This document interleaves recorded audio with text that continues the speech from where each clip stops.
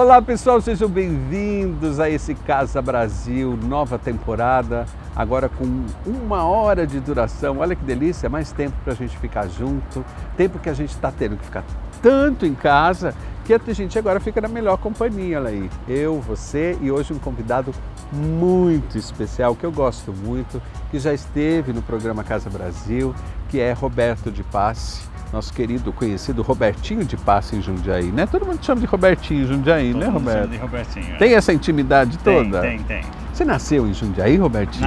Nasci em Jundiaí, vivi aqui até o final da adolescência, até fazer faculdade, né? Eu saí daqui, fui morar em Campinas para fazer arquitetura lá. PUC Campinas, exatamente. Então você se formou aqui em Campinas, na verdade, pela PUC? Pela PUC. PUC de Campinas. Daí eu retornei a Jundiaí. A gente se formou no mesmo ano, eu vi hoje lá na sua 86. 85 tá lá. 85, 86 eu também me formei exatamente. Em 85, é verdade. 86 eu abri o escritório. Nós temos mais ou menos a mesma idade, eu acredito, então, né? Deixa esse assunto que eu sou pra mais lá. velho, mas tudo bem. Robertinho, a arquitetura foi a grande linha mestra da sua vida, desde que você fez PUC, se formou, entrou na arquitetura com os 2 pés e nunca mais saiu, né? Porque você abriu o escritório logo depois que se formou, não foi isso? Sim, a arquitetura na verdade foi a linha mestra da minha vida inteira. Eu com 5 anos eu já comecei a perguntar o que era, quem fazia a casa, quem que fazia prédios. Você já tinha esse interesse. E a hora que me explicaram, minha família me explicou que me perguntaram do que eu estava falando, né? Se eu estava falando da construção que se via, eu falei que não, quem que teve aquela ideia? E daí me explicaram que era arquiteto e a partir dali eu falei que eu ia ser arquiteto. Então, desde pequeno eu pulei a parte do bombeiro, do policial, dessas coisas, do médico. Pulou tudo isso. E fui direto para arquitetura. Passei a minha vida inteira me projetando mesmo para isso. E para isso, e chegou num ponto onde muitos profissionais querem chegar de um reconhecimento muito grande, tanto regional, né, falando da cidade de Jundiaí, quanto a região. Há muitos anos você mora em São Paulo e faz projetos hoje para o país inteiro, é isso? Sim. Eu fiz em vários lugares do país. país. Você abriu totalmente isso. Um dos marcos da sua carreira, entre tantos outros, foi o condomínio Veduta, onde a gente está gravando. Sim. Você projetou todos os condomínios do Veduta, porque o Veduta é uma reunião de condomínios, na verdade, isso. Em estilos muito diferentes. Como é que foi esse desafio de você fazer um projeto tão diversificado? Então, esse desafio é sensacional, assim, como arquiteto, né, o exercício da arquitetura. Porque, na verdade, eu fiz o plano urbanístico dele, eu fiz o loteamento que gerou o Veduta. Então, tudo isso já foi um plano totalmente costurado, né, com o cliente, e que havia uma grande área aqui de 450 mil metros quadrados. E a gente chegou à conclusão que faríamos condomínios pequenos, menores, para poderem ser diversificados, exatamente isso. Exato. Para você não ficar com aquele... Quase que bairros dentro de uma grande cidade. Exatamente. Muito legal. Então, aqui a gente projetou um mini bairro mesmo. Muito legal. E a ideia mestra sempre foi essa, a primeira ideia foi essa, era um condomínio fechado de condomínios, né? Então teriam condomínios fechados dentro de um grande master plan, que seria um outro condomínio fechado, e que cada um abrigaria mais ou menos um estilo de arquitetura, ou cada um, mesmo dentro de um, poderia ter estilos diversos e tudo mais, porque essa questão da diversificação, que tem tudo a ver com o ser humano, que é muito diverso. Graças a Deus. Exatamente, não graças a Deus. E isso já estava inserido na ideia inicial e a gente foi muito bom, conseguimos alcançar esse objetivo. E alcançaram muito bem, né? Hoje o tema da nossa conversa, para você que está chegando, eu queria falar um pouquinho com o Robertinho sobre isso que ele fez aqui, nesse espaço, por exemplo, no Veduta. A gente está de cara para a represa, né? Com a natureza assim, exuberante na nossa frente, é um pôr do sol lindo que a gente tem daqui, da piscina do Veduta. Isso é só um exemplo, porque o que a gente quer falar é de uma forma geral, da necessidade que a arquitetura vem tendo, e agora principalmente com a pandemia, de integrar esse ambiente do externo com o interno. Sim. As pessoas estão muito presas em casa, né, Robertinho? E isso judia muito das pessoas quando elas não têm esse acesso à natureza. Graças a Deus dá para a gente ficar isolado na natureza. Eu tenho dito isso muito para as pessoas aqui no programa, que você precisa estar isolado, você não precisa estar desconectado. né? Eu tenho postado isso, inclusive. Porque a natureza é um lugar que você pode sair, caminhar, ficar sozinho, abraçar uma árvore, ficar com o pé no chão, né? Só que nem todo mundo, principalmente em São Paulo, onde você mora, Sim. tem esse privilégio, né? Até um lockdown, qualquer coisa assim, fecha os parques, o Ibirapuera fecha, não tem jeito, né? Agora, Jundiaí é muito rico nesse sentido de natureza em volta. Arquitetonicamente, qual a importância que você tem visto nos seus projetos atualmente de integrar a natureza, trazer a natureza para dentro da casa e levar a casa para dentro da natureza? É um movimento de troca, na verdade? Como é que você resolve isso, Veja Roberto? só, isso é um conceito que vem comigo desde sempre, tá? Apesar Dá de, para perceber. apesar disso ser muito falado e discutido hoje e introjetado já no comportamento da sociedade de uma maneira geral, quer dizer, é um conceito que já foi aceito, tá?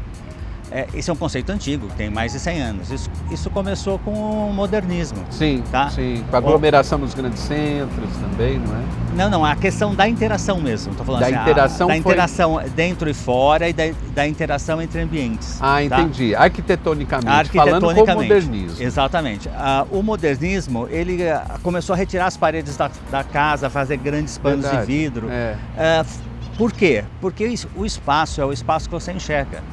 O espaço no qual você vive é aquele que seu olho alcança. Interessante. Entendeu? Não é o físico limitado que você está. É o imaginativo também. Exatamente. Então, o imaginativo também.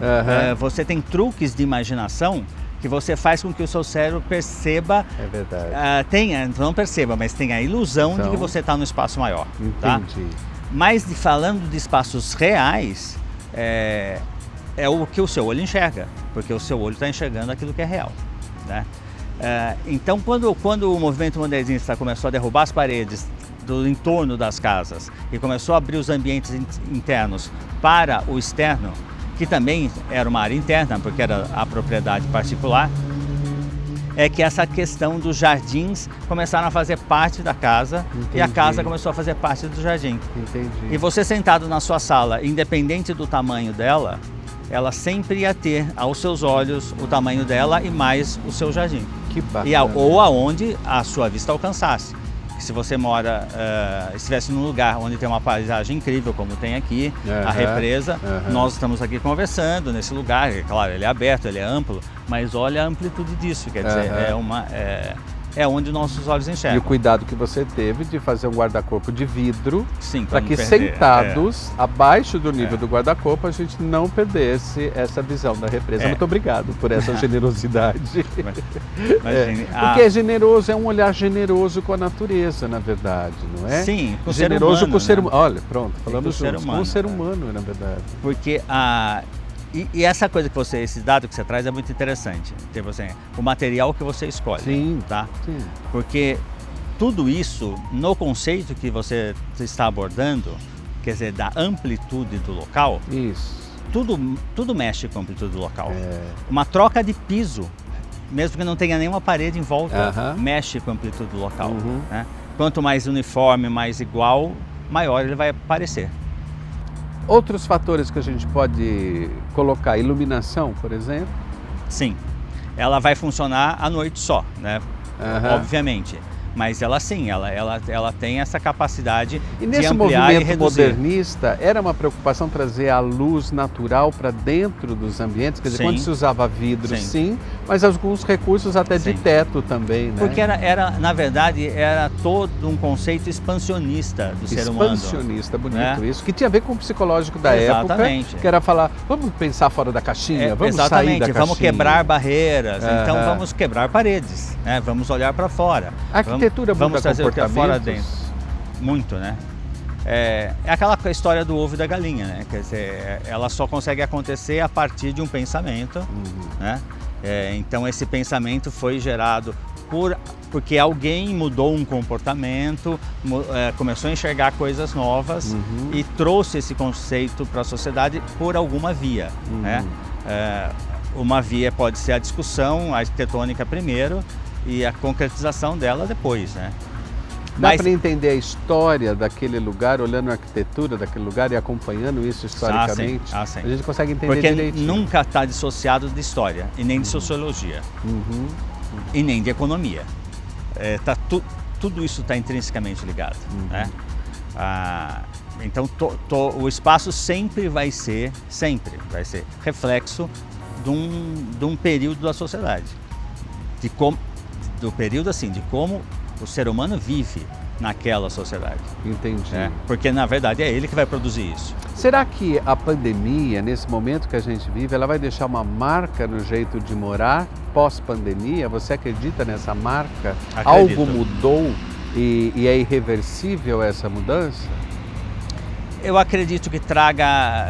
eu não creio em grandes mudanças, mas eu acredito em duas coisas, em algumas mudanças significativas. Tá? Pequenas, mas importantes. Importantes, e eu acredito na reafirmação de alguns comportamentos.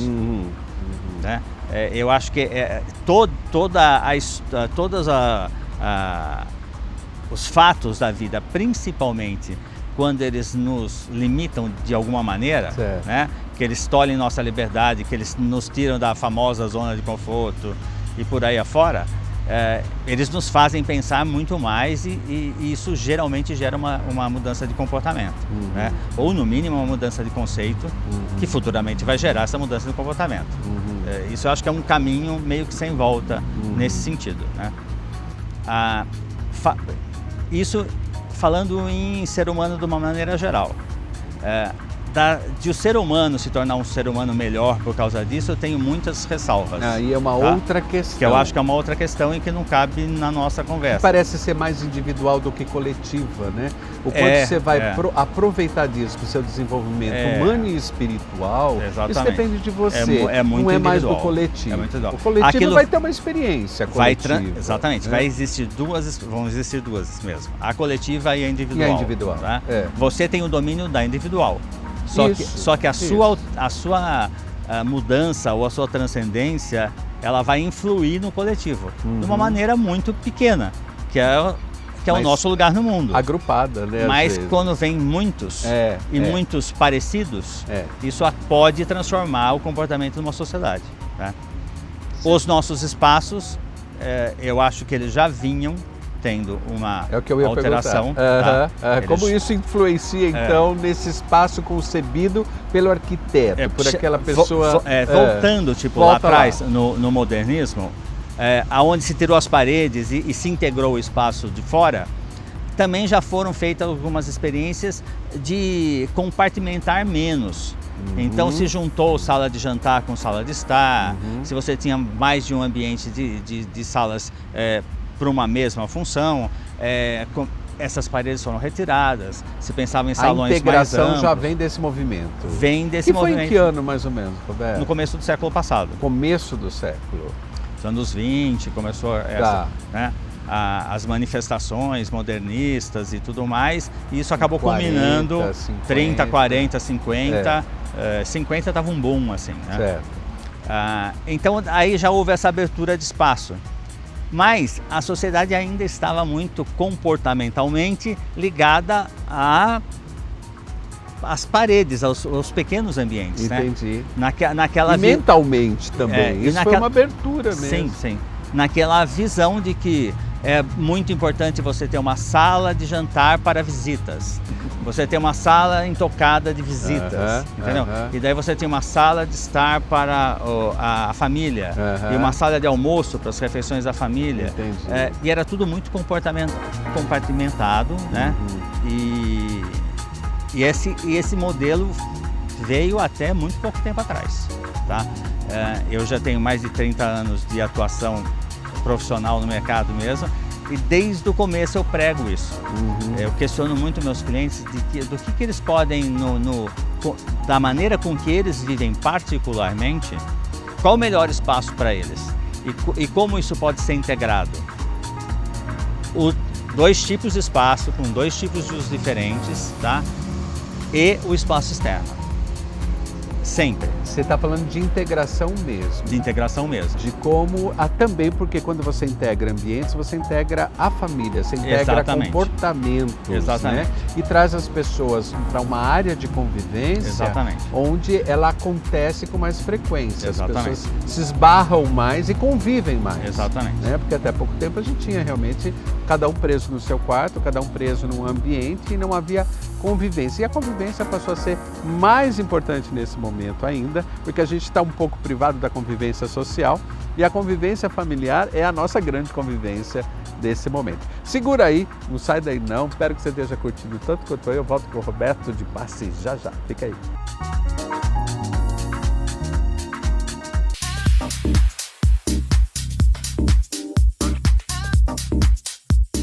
Eu falo que os momentos de intervalo são bons momentos aqui no programa Casa Brasil. Eu falei, Roberto, você usa muito preto, eu sempre uso de preto. Eu falei, é mais fácil para arrumar mala, para viajar. Eu adorei essa história, a gente está trocando essa história, porque eu ando usando muito preto também e é prático. Agora, Robertinho, a gente falou, você até falou, olha, a gente está filosofando muito ou não, fica preocupante com quem está em casa. Mas eu acho que esse momento que a gente está vivendo é de reflexão mesmo, né? A gente tem no Casa Brasil essa coisa de despertar nas pessoas o movimento de pensar. Então a gente está trazendo muito essa coisa do pensar a forma que eu estou vivendo. Então isso vale para a arquitetura, como é minha casa, como minha casa poderia ser, dentro das minhas condições financeiras, o que é que eu posso mudar, é uma cor de parede, é uma coisa que me faça sentir melhor no momento de tanta angústia, de tanta separação, onde o outro passa a ser um perigo para mim, eu não posso mais me aproximar Exato. do outro, eu estou sofrendo, eu abraço todo mundo, eu beijo todo mundo, para mim está sendo um sofrimento isso. E você fala do movimento modernista que começou no início do século passado e que veio trazendo essa coisa de juntar mais as pessoas, de abrir mais os ambientes, de ter mais vidros, menos paredes, menos barreiras. E a gente está vivendo nesse momento exatamente o momento inverso disso, onde eu tenho que me embarrear o tempo todo, pelo menos socialmente falando. Socialmente falando. Você, como arquiteto, com tanta experiência, com tanta influência desse movimento modernista que foi tão importante para a arquitetura, para a vida da gente atual, Para minha como vida. você diria para as pessoas hoje tentarem modificar seus ambientes lá em casa? Quer dizer, o que você acha que pode ajudar nesse momento as pessoas a viverem com mais qualidade? Seja no ambiente físico, como arquiteto, mas seja como um bom arquiteto, que é sempre um bom psicólogo também, da convivência dessa casa. O que você acha que pode tornar a vida das pessoas um pouco mais leve nesse momento? Então, é um momento complexo, tá? E para falar em espaço, também você gera problemas que também são complexos, tá? São complexos por quê? Exatamente pelo seu oposto, porque ele não é simples e eu estou falando isso, que ele não é simples, porque o ser humano não é simples. É verdade. O ser humano ele é diverso, ele próprio. Cada ser humano tem uma diversidade muito grande dentro de si e tem necessidades diferentes ao longo do seu dia para exercer as suas atividades e para se entender, se situar no seu lugar, se sentir no seu lugar, se sentir em casa. As nossas necessidades são diferentes, mesmo dentro de uma mesma família. E nós precisamos de espaços diferentes durante diferentes usos desse espaço, né? Eu vou trabalhar, eu vou assistir um filme com a família, eu vou tomar banho, eu vou cozinhar, eu quero ficar sozinho, eu quero estar reunido. Então, tudo isso passa por um dia todo de convivência. E as pessoas conviviam muito pouco, por plena falta de tempo, né? As famílias costumavam se encontrar mais às refeições, né? Verdade. Você citou no bloco passado aquela coisa de cada um ficava no seu quarto, vendo televisão, no seu videogame, alguma coisa desse tipo, estudando, trabalhando. Mas esse tempo era curto, né? Geralmente era à noite. E hoje não, as pessoas se depararam com um dia todo, acordar e dormir juntos, né? Isso é uma eternidade. Isso é uma eternidade para algumas pessoas, né, que compõem essa família, né, exercerem todas as funções que elas precisam para elas individualmente, tá? E daí vem um componente mais complexo, que é respeitar o outro, que é respeitar o espaço do outro, que é respeitar o limite do outro, tanto psicológico como físico, espacial, né? E isso é complexo ainda mais quando você pega todos esses dados e você joga dentro de uma pandemia, onde você está psicologicamente limitado, abalado por um monte de limitações sociais, das suas atividades que você teve que deixar de fazer, das suas expectativas em relação ao momento atual, ao momento futuro, mas isso vai influenciar muito no espaço. Porque a gente, a arquitetura já tinha introjetado essa questão dos espaços mais livres. As pessoas estavam vivendo já estão vivendo em espaços mais abertos, né? Agora, me preocupou muito quando você fala que as pessoas também têm necessidade de ter um momento seu solitário, não em solidão, mas solitário, porque a gente vinha no movimento de integrar, de desconstruir, né? Abrir e integrar. É necessário e acho que foi um movimento super bacana esse morar mais coletivo. A gente aprendeu muito com isso, socialmente falando. E o homem é um ser social, ele depende disso para a saúde. Como é que eu faço para ficar sozinho um pouquinho numa casa dessa hoje, né? Já que ela foi descompartimentalizada, né? Então, essa solidão necessária... A natureza é uma saída. Eu posso sair sozinho, andar e abraçar uma árvore e chorar lá, né? Mas eu posso. Então, essa solidão... Vamos lá, vamos falar de qualidade de espaço. Tá? Qualidade de espaço passa e muito por quantidade de espaço. Sim, tá? Sim. Por isso os conceitos de que vamos trazer o de fora para dentro, né? Vamos abrir e integrar o jardim, a casa. Por quê? Porque a quantidade de espaço é importante. Importantíssimo. Se não existe, mas não existe qualidade de espaço em espaços pequenos. Tem projetos tão incríveis. Assim, um projeto incrível é uma coisa. A qualidade ideal do espaço é outra. Tá? Então você consegue em apartamentos pequenos, em casas pequenas, em espaços pequenos, realizar projetos muito eficientes e que melhorem muito a vida de quem usa aquele espaço. Isso não quer dizer que ele é o melhor espaço. O melhor espaço era se ele fosse enorme, né? O ser humano parece que precisa dessa amplitude, né? Parece que a cabeça da gente está ligada realmente a esse espaço externo. Porque a gente é um ser social, a gente expressoriza. A gente vive em coletividade. E em coletividade são várias pessoas e várias pessoas são muitos espaços. Tudo está meio ligado, né? Então esse uso desse novo espaço, né, integrado por pessoas que não conviviam e que é a sua família, né? Você começou a conhecer melhor as pessoas. Sim. E esse é o grande lado bacana dessa situação.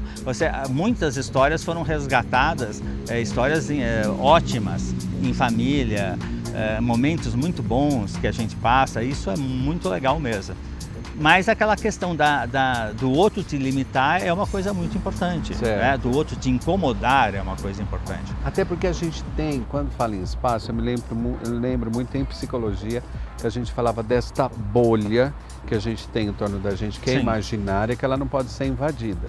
Se ela for invadida, é como ratinhos lá no biotério. Você põe muito rato na mesma gaiola, eles começam a se degladiar, se machucar e brigar. E socialmente a gente sabe que acontece isso, principalmente nos grandes centros, né? Eu preciso dessa bolha protetora. Se eu for invadido o tempo todo, eu passo a ter uma posição defensiva exagerada. E daí, gente, é que vem a tal da situação de você estar ansioso demasiadamente e depois a depressão. Por quê? Porque eu fico o tempo todo na defesa, o tempo todo me defendendo. Se eu me sinto invadido o tempo todo, eu passo a ter um comportamento de defesa... E em falta, né? 24 horas e isso o seu organismo não aguenta, né? Então, me preocupa muito, quando você fala dessa coisa do espaço, eu acho que é uma das coisas muito importantes. Se eu moro numa casa onde ela não me oferece esse espaço, eu tenho que buscar alternativas, mesmo no momento de pandemia, para eu poder descompressar, como é que é a palavra? Descompressão mesmo. Descompressão é a melhor palavra. para essa descompressão acontecer, porque senão o meu psicológico vai estar prejudicado de alguma forma. É diferente de eu morar numa casa grande, com um quintal grande, onde as pessoas falam, ai, não quero olhar para tua cara agora, eu vou lá pro cantinho. Lá pro final do o jardim. Cantinho do pensamento, né? É legal esse cantinho do pensamento, mas não é todo mundo que tem, a maioria no Brasil não tem essa possibilidade, né? Mas a arquitetura, ela tem soluções para isso, né? Inclusive para os pequenos espaços, tá? Desde trocas de materiais, paredes versáteis com painéis que você pode abrir e fechar. E abrir a hora que quer, né? Isso é muito importante para os pequenos espaços. É verdade. Ou quando você lida com cortinas mesmo, para divisórias de ambientes, e que você abre e fecha aquilo com muita facilidade, com baixo custo, e você consegue fazer nichos, né? A hora que você precisa se individualizar, para exercer uma atividade ali. Agora eu vou trabalhar. Porque a hora que se você vi um projeto de uma bolha de escritório residencial, que é uma bolha. Ele entra na bolha, tem um escritóriozinho dele com o computador e ele fecha essa bolha e fala, eu vou trabalhar agora, tchau. Você imaginar assim, um casal jovem com 2 filhos pequenos dentro de casa. É louco. Tá? Sem falar das necessidades dos filhos, que já vão demandar muito tempo, mas assim, cada um está num colo diferente. E as crianças brincando. É muito difícil. É muito ruído. É muito difícil. E são muitos ruídos que se interferem. Muita interferência, na verdade. Então daí você vai precisar recorrer, se você não tem uma casa grande, se tem uma casa menor, você vai precisar recorrer a ter espaços no quarto, que você tenha uma pequena bancada, que você possa pôr o seu computador e que você possa fazer... repensar nos espaços, então, é a sua dica, porque a gente tem que finalizar. Pensei que esse programa ia ficar grande com uma hora, não ficou, tá, gente? Eu trago tanta gente boa, com tanto conteúdo, que não dá. Mas você acha que repensar cada espaço da casa, e principalmente, se ele for mais restrito, repensar com mais cuidado. Com muito mais cuidado. Se você está usando, se não está usando. E a compreensão de quais são as suas reais necessidades. Sim, porque isso é muito bacana. Nesse momento onde tudo fica muito escasso, é que você faz a sua síntese. Você consegue realmente ver o que é importante para você. Ai, que bom falar com você. Eu gosto tanto de falar com o Robertinho. Você volta outras vezes? É um prazer enorme. A gente esteve sempre aqui falando sobre estilos arquitetônicos, a gente fez até uma sequência. O Robertinho é um mestre, é um professor. Eu aprendo muito com ele. Isso é bondade dele. Não é não. A gente pensa juntos, né? Sim. A gente tem coisas que realmente nos facilitam essa conversa, que é uma noção do que é o ser humano, do que é o espaço que ele vive, da importância desse espaço, que é o planeta, que é o seu estado, que é a sua cidade, que é a sua casa, que é a sua segunda pele. Porque a casa tem que ser essa segunda pele, que nos veste, que nos protege, que nos conforta. Pense na sua casa nesse momento. É trazer pensamentos, é trazer pontos de reflexão para a gente viver melhor, principalmente num momento tão difícil como esse, né, Roberto? Olha, é um enorme prazer estar aqui com você de novo. Muito obrigado. O papo é sempre bom, né? Olha, esse fim de tarde. Vamos abrir um vinho agora branco? Não tem, né? A gente só está trabalhando, mas agora a gente tomaria um bom vinho, porque uma boa conversa é uma forma de descompressar. Estou com dificuldade com essa palavra, porque acho que eu estou muito comprimido. Mas uma boa conversa, uma boa companhia, um bom vinho, permita-se. Relaxe um pouco. Pense que o mundo parou um pouco também. Então se permita parar um pouquinho também, tá bom? Obrigado, Robertinho. Obrigado, até a próxima. O prazer foi todo meu. Fica aí que a gente continua, tá? A gente vai falar agora de piscinas e depois de viagem. A gente continua falando da viagem para o Japão, da Eliana Garcia. E a gente vai falar um pouquinho de piscina, que é um espaço externo maravilhoso para você relaxar. Até já.